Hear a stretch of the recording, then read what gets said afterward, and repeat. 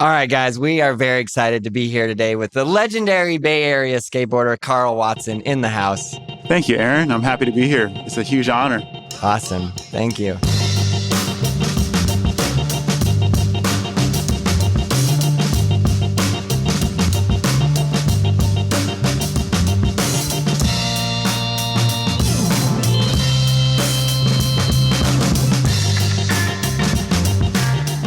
I started this podcast for a couple of reasons. The purpose of my company, Braille Skateboarding, and what we like to do is we like to get new people into skateboarding, and specifically like drive in new audience and then teach them how to skateboard and then make them part of the community. That is fundamentally a necessity for skateboarding. We need more people like you. Yeah, thank you. And so one of the things that I started to realize is that I don't really know like too much about the industry and about the interworkings of it. Okay. Hopefully I can help you with and specifically, it seems to be like, we'll get into a lot of topics. Like first, I want to kind of just go into like your life story, the skateboard story, where it started. But yeah, then we'll get into like the ups and downs of the industry. And what I'm trying to isolate is where those are coming from and how I can better manage to just make it go. If we just get enough people in, can't we just keep it rolling? This is a great topic. Okay, good. Yes. This is something I bring up a lot to people in the industry, because right now the ebb and flow is hurting our industry. And we need to do something collectively to save it. Yeah, and I feel like we can all like work together. But let's start with just how old are you? How long have you been skateboarding? Give me the rundown. Well, thank you for the introduction. Yeah, my name's Karl Watson, from born in Oakland, California, raised in San Francisco, California. I was born in 1976, and so that makes me very old. I'm turning 47 this year. I've been skating professionally since I was 17. Picked up my first board when I was 6 years old, so I've been a lover and an enjoyer of skateboarding for quite some time. 41 years. 41 years, yes. That's amazing. Pretty crazy. Incredible. Okay, so what was your first board? Like, give me like the very... Okay, so my very first board was a banana board. And it was like the neighborhood's board, so it wasn't my board. Yeah. But my father did bring it into the neighborhood for all of the kids. Yeah. My first personal board that I owned was a Zorlac skateboard with white tracker trucks and OJ wheels. And I love that board. Had white grip tape on it, green board. It was so sick. Yeah, something special about that first board. It's funny. Oh, yeah. Yeah, you know. I keep asking people, they go, oh, the white tracker trucks, you know? I bet you couldn't name like your like 4 skateboards ago, your entire setup. No. Oh, yeah, I can't. I keep it pretty simple. I stick to the same thing nowadays. So nice. Yeah. So where did the Zorlac come from? Oh, that came from... It's a good question. I got that in 1987, Christmas of 1987. That was my Christmas present. Yeah. And it remained dusty for about a good 3 months until my mother and I moved into a new apartment. And I used the skateboard to skate back to my old neighborhood with my old buddies, which were all kind of troublemakers. And my mom moved out of the neighborhood to save me. And one day in between, when I was skating from my new area to the old area, I happened to encounter Nick Lockman. Oh yeah, yes, a random encounter that changed the course of my life forever. So what happened there? So I was just skating down the street. I decided to make a left instead of going straight, and then making a left on the main street. So I made a left and a right, and luckily that day Nick was bored. And he happened to live on the first floor of his apartment, and he was just sitting there in the window. And you hear the call of the wild, the sound of the wheels rolling on the concrete, and you're like, ding. Yeah. So he happened to hear me rolling down the street. He was lonely in his window, and he saw me, and his dad was behind him.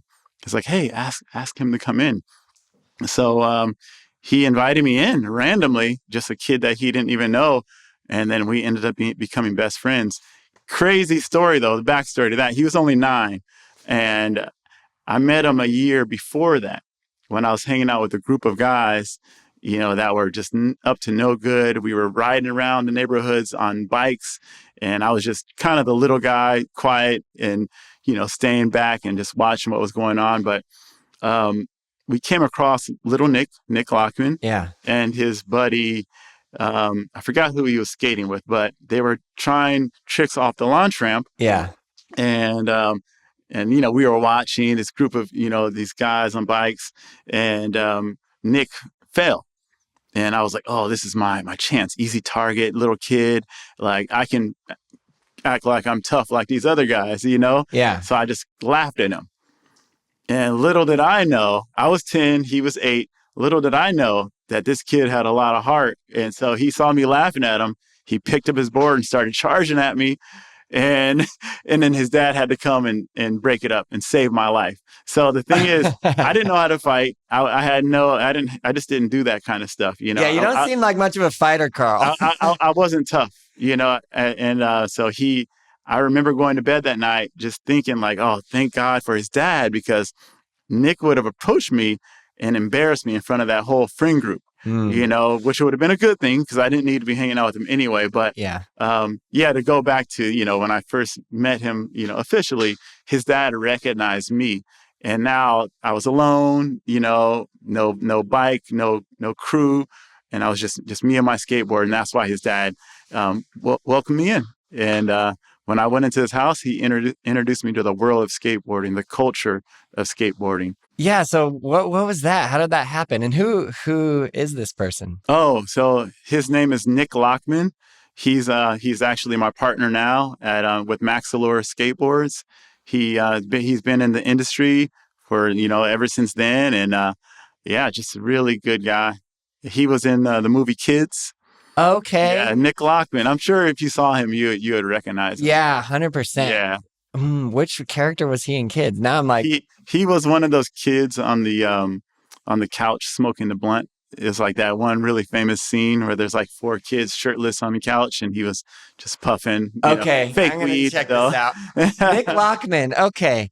Okay, sick. So he's your partner right now in Maxillor Skateboards. He's one of the partners. Yeah. Okay. Wow. And that was. So you guys known each other for a long time. Quite some time, That's amazing. Meeting him was integral to me being here as a skateboarder and making it in this industry. Yeah. So how? Like what happened there? So he was an influence, obviously. Big influence. So when I say he introduced me to the culture of skateboarding, he's the one that took him and Sam Smythe. Yeah. I know you know that name. Yes. So he introduced me to Sam. Then once I became good enough to be brought down to Embarcadero, they kind of kept me away until I learned how to ollie, until I learned some skate etiquette. And then when they first brought me to EMB, that was just like, oh, like it was like the heavenly gates opened up, and I just saw this world of skaters and all these dudes, and it just really like opened up my perspective to the possibilities of being a youngster in the city. I was like, oh, I found my home. My second home now. Yeah, that's amazing. Okay, so for those of you watching that do not even know what EMB is or who Sam Smythe is, so Sam Smythe is part of Girl Skateboards. Yeah. He was the team manager for Girl, right? For a long time, maybe 2 decades. Wow. Still going strong, And the Embarcadero was like the mecca of skateboarding in the 90s. Yeah. When skateboarding transitioned from park skating, like all the transitions, to launch ramp skating, to street style skateboarding. Yeah. EMB was the place where it was like the nebula of skateboarding, where so many tricks were born.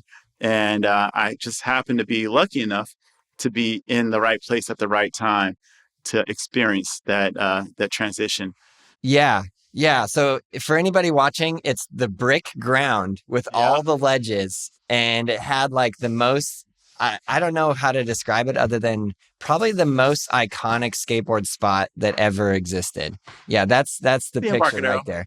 The Embarcadero. The brick ground. So I feel like I could ask you questions about this for literally 5 hours, but that's the kind of thing that I'm so interested in, is the transition. Awesome. Park skating, yes, to launch ramps, to street style. And then what was it like being there at the Embarcadero? It was interesting because during that time we were making the transition. A lot of the older pros, didn't like the new style skateboarding because it put him out of a job. So we got a lot of flack, and that's what made the dudes at EMB, the older guys, my peers, so hard. It was like, this is something we're creating. You can't come here talking trash to us. Like, this is our scene, and it was no joke. Tell me about it. What you can say, Well, yeah. How much do you want to know? I want to know that to me is the most interesting thing, because you have this group of skateboarders, and skateboarders, I feel like, have this mentality of like, you got a skateboard, I got a skateboard, we're friends. It doesn't matter.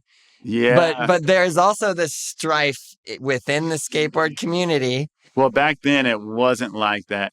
For me, it was like that because I really adopted that oneness as a skateboarder, from skateboarder to skateboarder. So EMB being the mecca of skating, a lot of skaters came from around the world. I met a lot of skaters from different parts of Europe, from different parts of Asia. And I kind of became like a quasi ambassador to skateboarding because they would come up and I would introduce myself. Sometimes I would actually I'd see a group of skaters, young skaters approaching. They had their camera bag, and I would meet them before they came into the Embarcadero and say, hey guys, I'll give them all fives. Act like you know me, because if you know me, your stuff's not going to get stolen. No way. And if they don't know you, it's gone. Sometimes. Yeah, it happened a lot. So it just depended on who was there. And it was never really the skaters themselves that would steal people's stuff. It was the people that would kind of like hang out, like parasitic type people that were just there drinking and, just would come and steal kids' stuff. They see an easy target and they go for it. But they wouldn't mess with the skaters that are locals. No way. These guys they were no joke. They were no joke, Otherwise, it's that other scene from Kids. Exactly. Yes, that other scene from Kids. I saw that kind of stuff happen a lot. No way. Definitely. Definitely. See, I feel like it was like a much rougher place. It was. You wouldn't see that now really so much. No. But the one good thing about it is it taught me how to like have respect. Like that tough love. It taught me how to like respect my peers. Yes. How to have etiquette. Yes. At the skate spot, within the industry, with the tricks that I do, like all that kind of stuff was just drilled into me at an early age. Yeah. So I find it so interesting what you said is like, they didn't take you to EMB until you were like, you had certain tricks down. Yes. You were like, they sort of like groomed you into like, here's your introduction into this world. Well, so this is interesting. So I am working on a podcast myself. And I needed the right situation to tell this story. And they're going to, please don't put this on there, but. Cut this out? Yeah, no, it's okay, but they're going to animate the story. Okay. And do you mind if I tell the story now and then we use this footage for the. I'm down. Whatever you want to do. Awesome. I'm down for whatever. Yeah. Aaron said yes. Yeah, we good. So Reese, here we go. Okay, I'm gonna tell the story of the first time I went to the Embarcadero. What's up, everybody? Let me take just a minute to ask you, have you ever wanted to start a podcast, but you don't know how to get started when it comes to recording, editing, and mixing your audio? Well, Tom Kelly, the producer of this very podcast, has an amazing course that will walk you through everything you need to know to make a great sounding podcast. Literally every step we take to make a Braille Drop podcast is included in this course. From buying equipment on any budget, setting up a room in your house for recording, how to interview a guest who lives across the country, and how to edit and mix the recordings into a killer sounding podcast. The best part, the course costs less than $20 and goes as low as $10 when it's on sale. Go to thebrailledrop.com/audio to watch the trailer and check out all that the course has to offer. Doing so really helps the podcast out. That's brailledrop.com/audio. All right, back to the episode.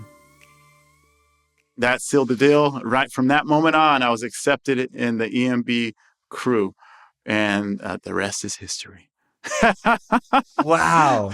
Because you sent it? Because I showed that I was willing to try, I think.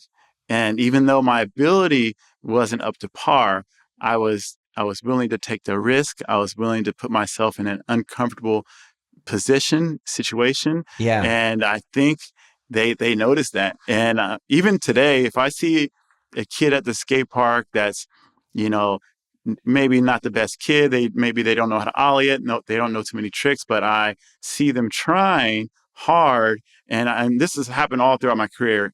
And anytime I see somebody excelling or just trying to do their best, I feel compelled to give them props, because that's what skating is all about. It's not about being the best skater. It's about having fun and really trying to like perfect your talents, and having fun in the process. And it doesn't matter, how you do tricks. It's just about, the process, and you do them your way, and that's all that matters. Right. Look at Andy Anderson, for example, lovely human, amazing guy. He came into this industry wearing a helmet when professional skaters do not wear helmets. And he carved his own lane in skateboarding, and I admire him for that. I mean, I've supported him from day one. He got very little flack in the industry, and I'm just so happy to see somebody like that inspiring people to start skating and thinking outside of the box the way we used to think outside of the box, in an individual way, not following. Yeah, see, that's what I want to know. Like, what do you mean the way we used to think outside of the box? So before like social media, skaters from their certain areas, a skater from San Leandro, for example, was different than the skater from San Francisco. Right. Or even from San Leandro to Oakland, because we had our little crews, and we would exude, the energy that our crew possessed. It was very like cliquey, like niche. We're part. Okay, that's yeah. But we all accepted each other. But these guys in San Leandro might have a different bag of tricks. They like to do more slappies or something, or more 1-foots. Even though it was still like we all did same tricks for the most part. Sure. Everything was in the state of flux back then. And well, the point I'm trying to make is that originality was more present in skateboarding before the advent of social media. And that's I love social media and I love skating, but it's just you got to balance it out and make sure you're continuing to be your authentic self, because that's ultimately what's going to make you shine. Yeah. Good. I love that. What do you not like about social media? What do I not like about I feel like there's social media? A love-hate relationship? Well, I don't like the fact that it turns people into followers, and it takes away, especially in skateboarding, it'll take away individuals' creativity, because they just want to be like this guy or that girl or this person, and they just, and I feel like we're desensitized a little bit because of the amount of videos that are being shared on their platform. Yes. Which is a good thing. I get to open up my phone and see a new amazing trick every day. Literally. And a lot of skaters in our industry, older skaters especially, complain about that. But it's just, this is where we're at. We've evolved to this point now, and we just kind of got to work with it. But yeah. It's an interesting thing, It really is. I do lots of social media, obviously, and I kind of hate it, Yeah. And I also kind of want to complain about that, Yeah, it's a interesting place. Yeah. Well, growing up back in the day for me, I'm from Montana. Okay. From like middle of nowhere, small town Montana. And my first experience coming to, it was actually at 3rd and Army. I thought you're from here. No. You're from Montana. I had no idea. The mountains of Montana. That's cool. Yeah. So Oregon Trail, right? Yeah. I grew up in a town, the population is 2,000 people. My graduating class was 40 people. That's awesome. Very small. You literally know everybody. That's where I grew up and learned how to skate. And then I moved out to San Francisco because of Pier 7. Awesome. And I love manuals, right? And then I went to 3rd and Army. This is like one of the most terrifying experiences of my young life, because it's pretty hard there, right? Like just exactly what you're saying, like being a new person coming into this scene. Yeah. And the scene's very solidified. And I don't even remember who it was. It doesn't even matter. But I'm skating the ledge, keep trying this trick on the ledge. And then one of the skaters just goes and sits down on the ledge. And then I was like, I'm not totally sure what's going to happen here. And then I was like, and then I got like, that's it. I'm just going to keep skating. And so then I do a nose slide on the ledge, almost into the guy. And then I jump off and the dude gets up and he's like, gonna beat the crap out of me. And then some of the other skaters went like, what's happening here? And then I was like, I'm just trying to skate the ledge. And then he was like, that's it. Get off the ledge. Just knock it off. And he totally saved me. And then I feel like I didn't totally realize it at that point in time. But when you told that story, I was like, I kind of have a similar thing. Wow. And then I was sort of like, I don't know, not necessarily like so accepted into the fold necessarily, but you know. Well, you weren't seeking acceptance. Yeah, not really. Yeah, you're right. No, you were on your own. You had your own lane. Yeah, I'm just skating, you know? But it is interesting. That's a gnarly story. And I can see that being very intimidating. Yeah. And I didn't like when guys would do that kind of stuff. Like, just, it's your fellow skater. Show some respect, you know? Yeah. And then like you're saying, when you see somebody new at the skate park and they're trying hard, you give them props. And I feel like that means the world to people. It does. And you never know who that kid is going to. Oh, man. I hear, Aaron, so many times I hear, oh, man, I was this kid at Pier 7. I landed my first hill flip and you cheered me on. And that stayed with me for my whole life. Right. You know, I mean, so many times I've heard that kind of stuff. And it's genuine from the heart. Yes. When I see somebody trying hard, excelling or making some kind of progress or putting forth the effort that's necessary to learn the tricks, that's very difficult.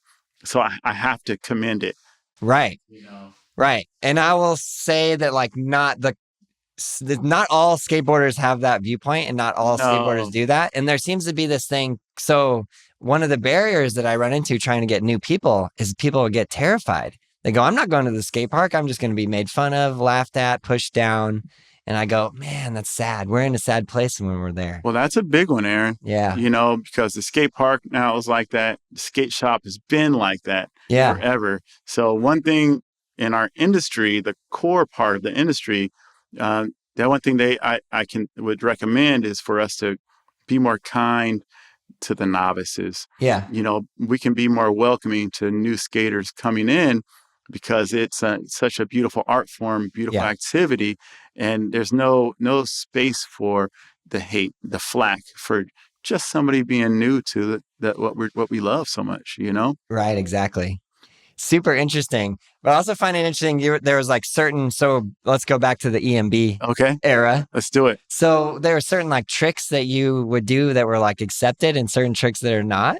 Well, that's illegal funny you tricks, say that. I think of what they call it now. Well, I think back then it was like we didn't like Benihanas. Why? Oh my God, the Benihana, the most hated trick in skateboarding. The Benihana, man. You know, it was interesting because I hope you enjoyed this brief clip from the episode. Go to brailleskateboarding.com/podcast for the full enchilada.